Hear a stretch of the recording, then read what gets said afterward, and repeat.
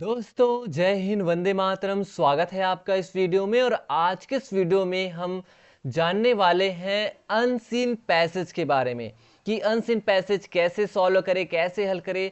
इससे रिलेटेड हम tips and tricks के बारे में भी चर्चा करेंगे।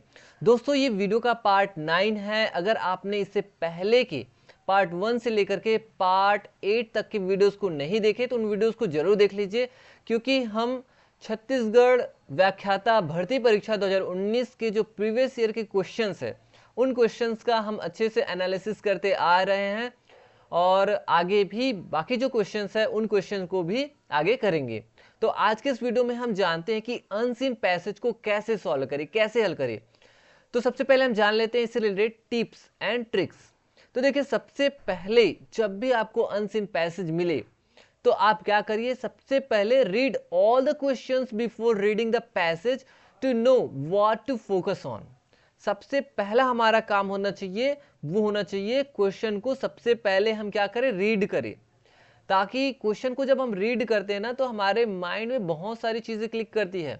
कुछ कुछ क्वेश्चंस के आंसर हमें ऑलरेडी पता होते हैं, जैसे वोकेबलरी से रिलेटेड है ना, वर्ड मीनिंग, एंटोनिम, सिनोनिम से रिलेटेड अगर क्वेश्चंस आ जाते हैं, ग्रामर से क्वेश्चन आ जाते हैं तो हमें ऑलरेडी पहले से ही पता चल जाता है, तो हम फट से पहले से भी बता सकते हैं कुछ कुछ क्वेश्चंस के आंसर्स।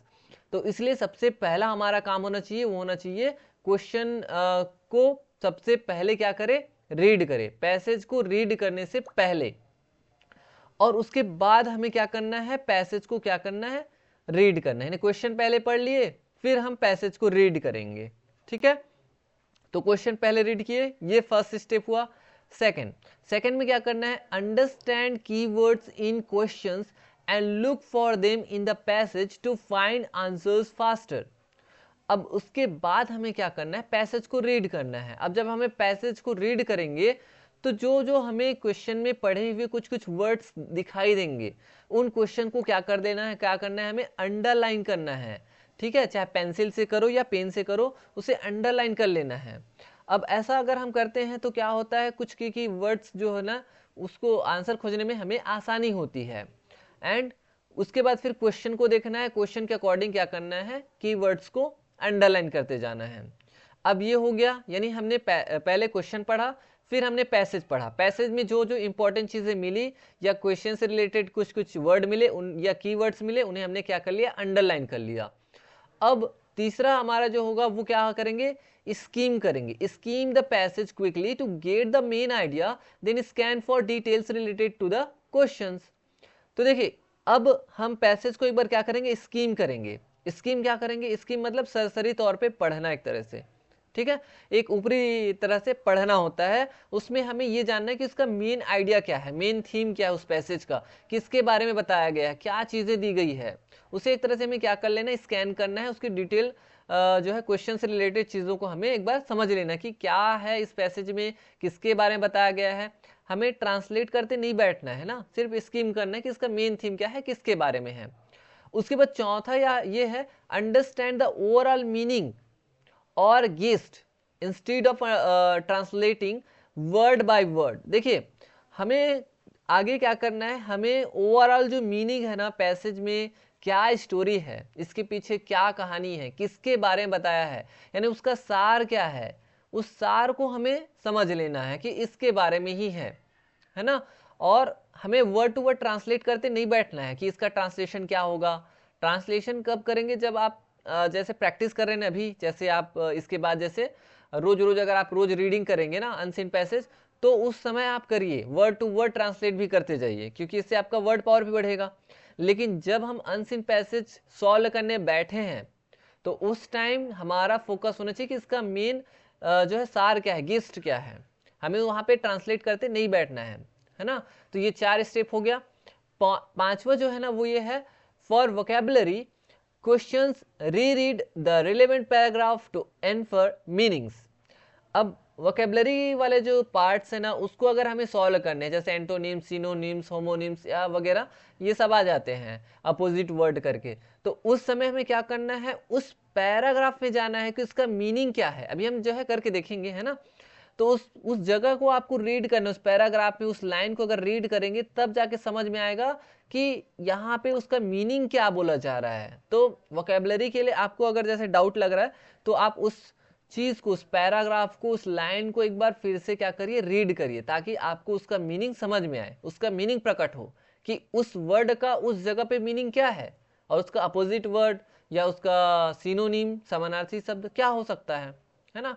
ये है practice solving previous unseen passages regularly to improve speed and accuracy। अपनी स्पीड और एक्यूरेसी, अपनी जो गति है और शुद्धता को इम्प्रूव करने के लिए हमें क्या करना चाहिए, पर डे प्रीवियस ईयर के जो अनसीन पैसेज है, चाहे स्कूल के पैसेज है, कॉलेज के है, या फिर कैट की एक बुक आती है उसमें भी ढेर सारे पैसेज रहते हैं, एसएससी की बुक आती है, इस तरह के जितनी भी बुक्स है उन बुक्स में जो अनसीन पैसेज रहते हैं ना, उन अनसीन पैसेज का क्या करिए, आप प्रैक्टिस करिए रेगुलरली, ताकि आपकी स्पीड डेवलप हो और एक्यूरेसी भी आए, शुद्धता भी आए, है ना। रोज रोज करते जाएंगे तो ये आपके अंदर आती जाएगी। सेवेंथ है और लास्ट स्टेप है, ये है manage your time well by balancing between reading the passage and answering questions. देखिए जब भी अब हम अनसीन पैसेज जब भी हम क्या करते हैं, सॉल्व करते हैं, तो एक वॉच पकड़िए, स्टॉप वॉच ऑन करिए और उसमें देखिए कि आप उस पैसेज में कितने क्वेश्चंस है, क्वेश्चन की संख्या कितनी है और आपको कितना टाइम लग रहा है, ये देखिए। इससे क्या होगा, आपकी जो स्पीड है वो बढ़ती जाएगी और आप जो है टाइम मैनेजमेंट कर पाएंगे। ऐसा नहीं कि एक पैसेज मिला और 1 घंटे तक आप सॉल्व करते बैठे हैं। जाहिर सी बात है, अगर 10 क्वेश्चन है तो आपको मिनिमम 10 मिनट तक आपको सॉल्व करना है, 10 से 12 मिनट में, उससे ज़्यादा नहीं। एक क्वेश्चन मतलब 1 मिनट, ऐसा टाइप से होना चाहिए, ठीक है। तो ये कुछ शॉर्ट ट्रिक्स थे, टिप्स थे जो कि आपके लिए जरूरी था। अनसीन पैसेज को कैसे सॉल्व करना है, कैसे आप आंसर ढूंढेंगे, ठीक है। तो इस चीज को फॉलो करिए और अभी चलिए सॉल्व करते हैं हमारा आज का पैसेज। तो सबसे पहला हमारा काम क्या है, हम क्या करेंगे, क्वेश्चन को रीड करेंगे। तो मान के चलिए कि हमने क्वेश्चन रीड कर लिया है, ठीक है। ये बहुत सारे क्वेश्चन है, अलग अलग क्वेश्चन। अब हमने मान लिया कि हमने क्वेश्चन रीड कर लिया। अब क्वेश्चन रीड करने के बाद हमने क्या किया, पैसेज को रीड किया। जो जो चीजें हमें दिखाई दे रही है जो क्वेश्चन से रिलेटेड है, उन क्वेश्चन को हमें क्या कर लेना, जैसे अंडरलाइन करते जाना है। जो हमें लग रहा है कि हमने क्वेश्चन में पढ़ के आया है, वो हमें थोड़ा से देखना है कि वो हमें क्या लग रहा है, अंडरलाइन कर लेना चाहिए। तो उसे हम क्या कर रहे हैं, यहाँ पे अंडरलाइन कर रहे हैं जो हमें ऐसा लग रहा है, ठीक है। अब ये अंडरलाइन कर लिया, हमने स्कीम कर लिया कि इसका भाव क्या है, इसका अर्थ क्या है, इसका सार क्या है, किसके बारे में बताया गया, ये सारी चीजें हमने क्या कर लिया, समझ लिया। अब हम आते हैं क्वेश्चन पे। क्वेश्चन है the meaning of the word team is. अभी देखिए वोकेबलरी से क्वेश्चन है, इस वर्ड टीम का मीनिंग क्या है बोल रहे हैं। तो इस टीम वर्ड का मीनिंग क्या होगा, इसको जब देखना है तो हम उस पैसेज के पैराग्राफ को देखेंगे कि ये टीम वर्ड कहाँ पे है। देखिए यहाँ पे हमने अंडरलाइन किया था ना, तो देखिए यहाँ पे आप इसको रीड करिए। Soil scientist have shown that the soil teams with millions of living things, many of them useful, others harmful, ऐसा करके दिया है। इसका मीनिंग क्या निकल रहा है, देखिए जो सॉइल साइंटिस्ट है ना, उन्होंने दिखाया है, क्या दिखाया है कि जो सॉइल है, जो भूमि है, पृथ्वी है, वो मिलियंस ऑफ लिविंग थिंग्स, यानी मिलियंस, लाखों जो लिविंग थिंग्स है, लाखों जीव है, उन सबसे क्या है, टीम्स है। तो टीम्स का मतलब क्या निकल रहा है, अगर आप समझेंगे अपनी भाषा में तो क्या निकल रहा है, भरा हुआ, ऐसा लग रहा है ना। तो इस तरह से इसका मीनिंग क्या हो जाएगा। तो यहाँ पे अब क्वेश्चन में आ जाते हैं कि यहाँ पे इसका मीनिंग क्या निकल रहा है। अनलूजन तो नहीं होगा, मतलब एक तरह से ढीला होना, ढीला करना, खाली करना, ऐसा नहीं होगा। फिल्ड विथ हो जाएगा इसका मीनिंग, है ना। टीम्स ऑफ ऐसा करके दिया है तो डिक्रीज या कम होना नहीं होगा, सेपरेट अलग करना भी नहीं होगा, कि जो जीव है ना वो क्या है, भरा हुआ है। इस तरह से मिलियंस ऑफ, मतलब जो पृथ्वी है, भूमि है, वो मिलियंस जो जीव है ना, लिविंग थिंग्स है, उनसे फिलअप है, भरा हुआ है, यानी टीम्स है, ऐसा करके यहाँ पे हो जाएगा। आया समझ में। तो ऐसे वोकेबलरी आया तो आपको देखना है उस पैराग्राफ, उस लाइन को एक बार रीड करके। नेक्स्ट देखिए, scientist who study soil believes that, scientist जो भूमि के बारे में स्टडी करते हैं, पढ़ाई करते हैं, वो किन चीजों पर बिलीव करते हैं। All insects and bacteria are harmful बोलते हैं, या only macroscopic living things are useful, या फिर only earthworms are earthworm are useful, या फिर not all worms and bacteria are harmful. तो उस जगह में हमें रीड करना पड़ेगा कि साइंटिस्ट जब पढ़ते हैं तो किन चीज़ों पर बिलीव करते हैं। तो देखिए यहाँ पे अगर आप देखेंगे, the living things which are useful include earthworm. Earthworm मतलब केंचुआ, केंचुआ मतलब छत्तीसगढ़ी में जिसे गंगेरवा बोलते हैं, ठीक है ना, जानते हैं ना इसको, लंबा सा होता है, ये हमारे पृथ्वी के लिए, हमारे भूमि के लिए, कृषि भूमि के लिए काफी यूजफुल होता है।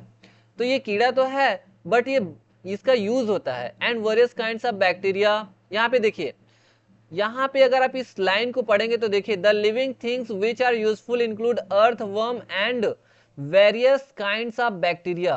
तो इस तरह से जो साइंटिस्ट है वो कह रहे हैं कि कुछ कीड़ा है, जैसे जैसे आपके आगे वर्म हो गया, वर्म मतलब कीड़ा होता है, तो अर्थ वर्म यानी केंचुआ, और बहुत तरह के कई सारे जो बैक्टीरिया हैं वो क्या होते हैं, यूजफुल होते हैं, यूजफुल।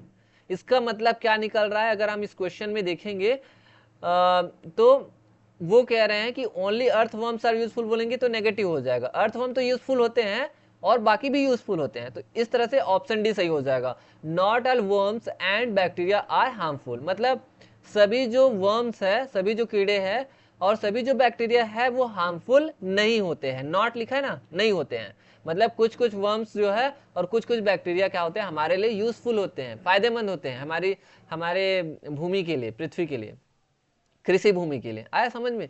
नेक्स्ट देखिए, the living things that do harm break down plants and animals.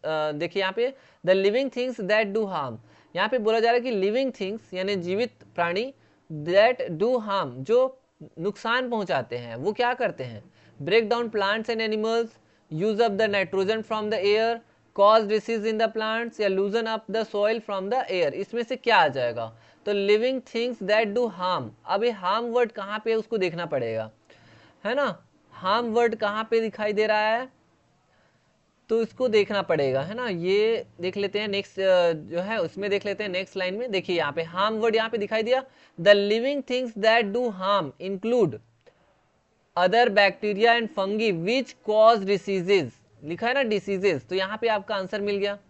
और एक चीज मैं ये भी बताना चाहूंगा कि जो क्वेश्चन होते हैं ना, क्वेश्चन का जो सीक्वेंस होता है, सीक्वेंस वो क्या होता है, वो एक सीक्वेंस को ही फॉलो करता है। कि जैसे फर्स्ट क्वेश्चन का आंसर हमने देखा फर्स्ट पैराग्राफ में मिल गया, शुरू में ही मिल गया, मिला ना। सेकंड क्वेश्चन का आंसर हमें यहाँ पे मिल गया, फर्स्ट का हमें यहाँ पे मिला था, फर्स्ट वाला है ना, इस लाइन में ये वाला भरा हुआ वाला टीम्स वाला ये वाला।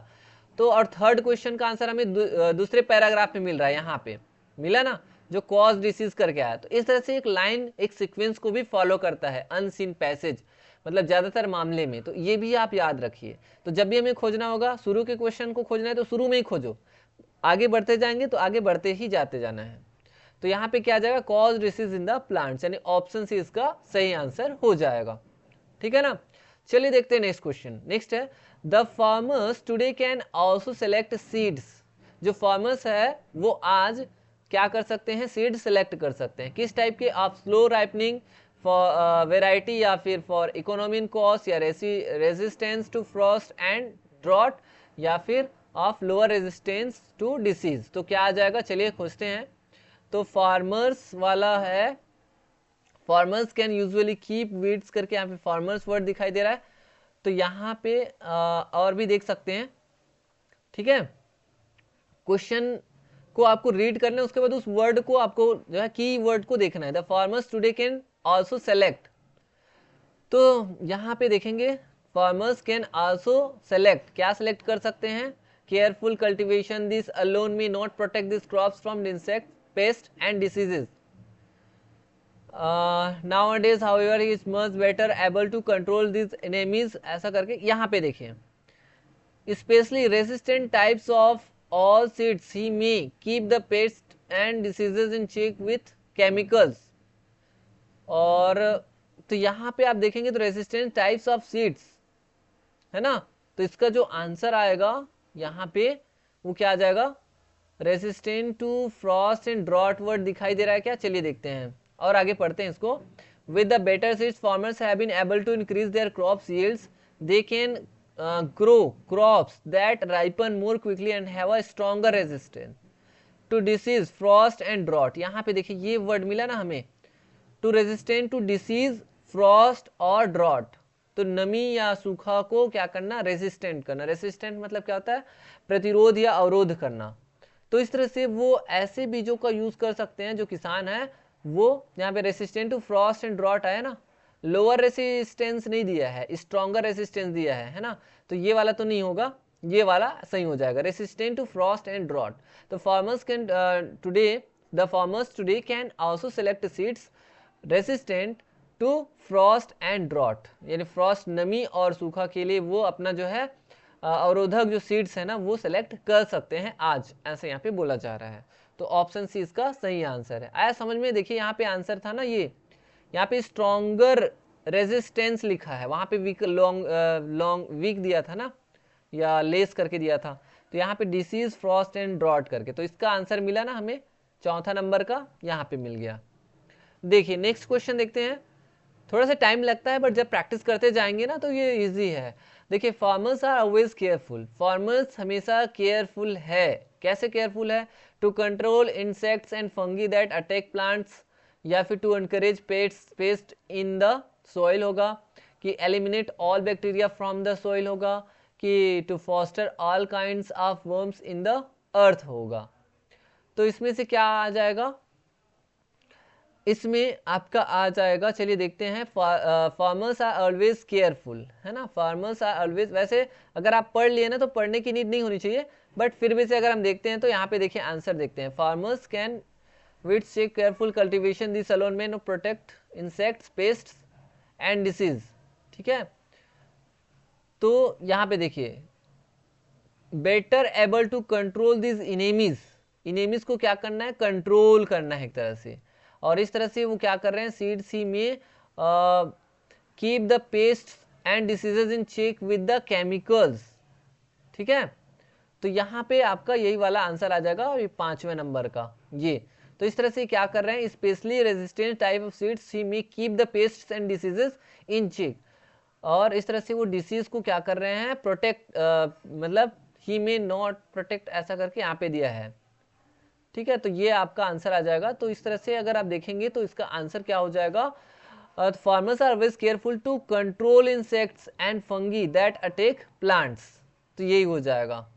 Encourage pest in the soil, encourage थोड़ी करेगा पेस्ट को, कीट को, वो तो और नुकसान करता है। Eliminate all bacteria from the soil, soil से हर एक तरह के बैक्टीरिया को पूरी तरीके से समाप्त नहीं करेंगे, है ना, क्योंकि वो कुछ कुछ बैक्टीरिया फायदेमंद होते हैं। To foster all kinds of worms in the earth, और हर तरह के वर्म्स को भी वो फॉस्टर थोड़ी करेंगे, फॉस्टर मतलब लालन पालन थोड़ी करेंगे, पालन पोषण थोड़ी करेंगे, वो कई सारे कीट पतंग जो है वो नुकसान करते हैं, तो इसलिए फर्स्ट वाला सही हो जाएगा।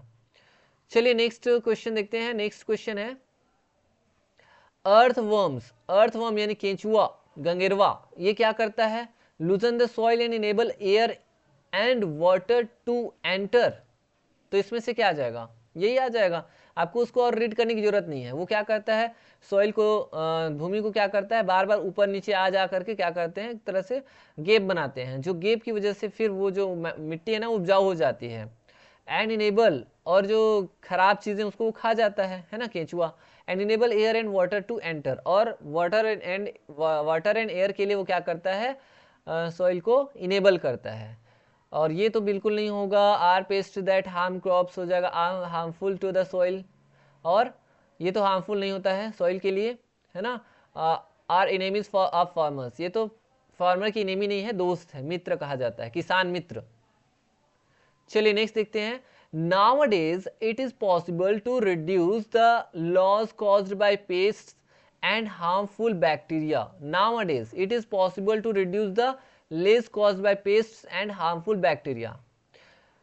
यहाँ पे आज के दिनों में क्या होता है, ये पॉसिबल हो गया है रिड्यूस करने का, है ना, द लॉस कॉज्ड, बहुत caused by paste and harmful bacteria, जो हार्मफुल बैक्टीरिया है और पेस्ट है ना, उनकी वजह से जो रिड्यूस हो रहा है आजकल, वो किसकी वजह से हो रहा है, उसको हम कैसे कर सकते हैं, कैसे रिड्यूस कर सकते हैं, ऐसा बोला जा रहा है।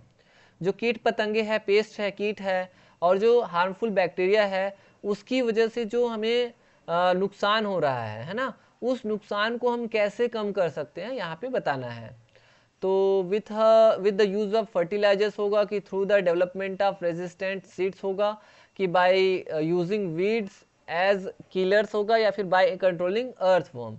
तो nowadays it is possible to reduce pest and harmful. तो इसको एक बार देखिए, रीड करिए, कहाँ पे दिखाई दे रहा है useful word, many useful things word लिखा है यहाँ पे।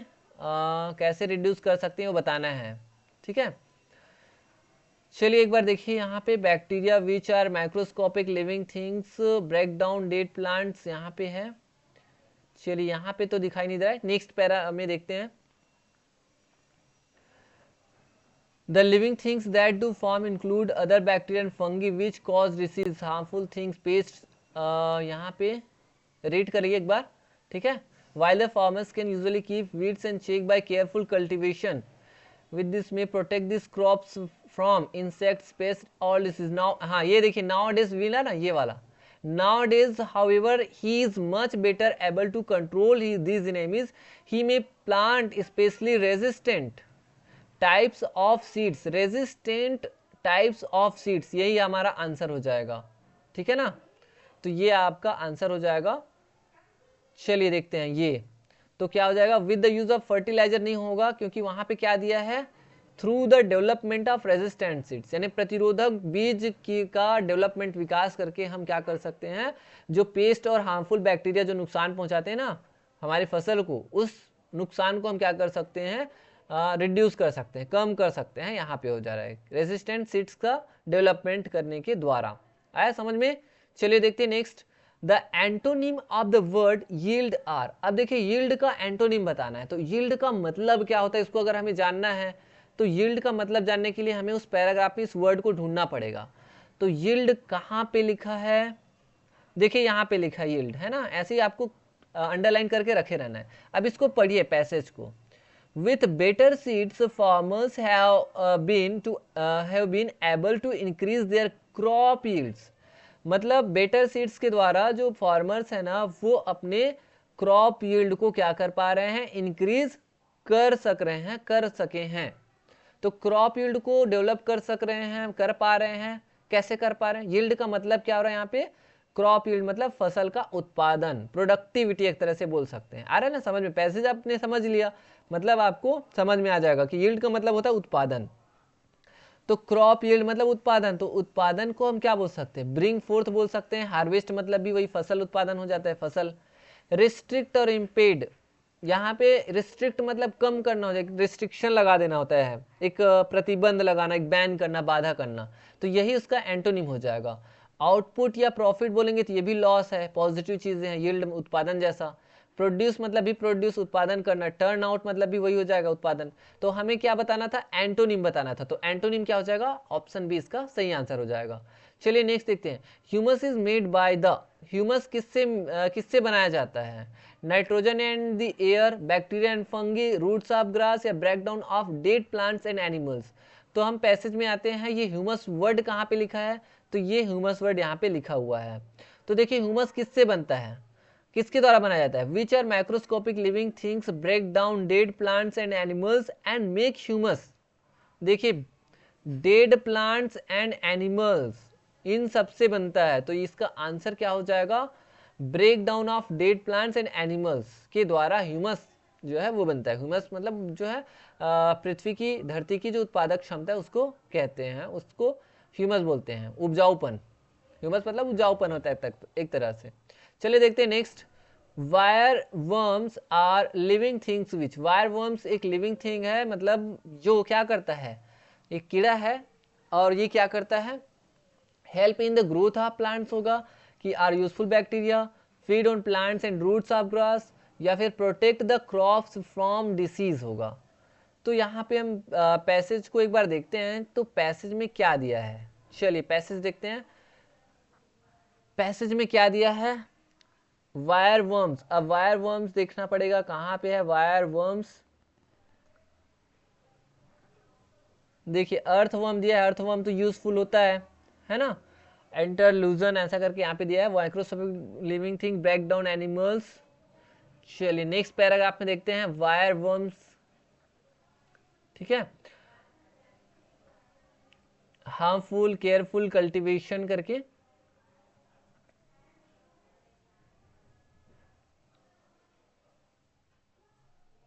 हाँ देखिए यहाँ पे लिखा है ये पेस्ट सच इज वायर, यहाँ पे लिखा है वायर, और ये worms, wireworms which feed on the roots of grass. क्या करता है ये? रूट्स ऑफ द ग्रास को फीड करता है एंड अदर प्लांट्स। तो ये आपका आंसर क्या आ जाएगा, चलिए देखते हैं। तो ये क्या करता है, वायर वर्म्स क्या करता है भाई, ये feed on plants and roots of grass. तो ये ऑप्शन से इसका सही आंसर हो जाएगा।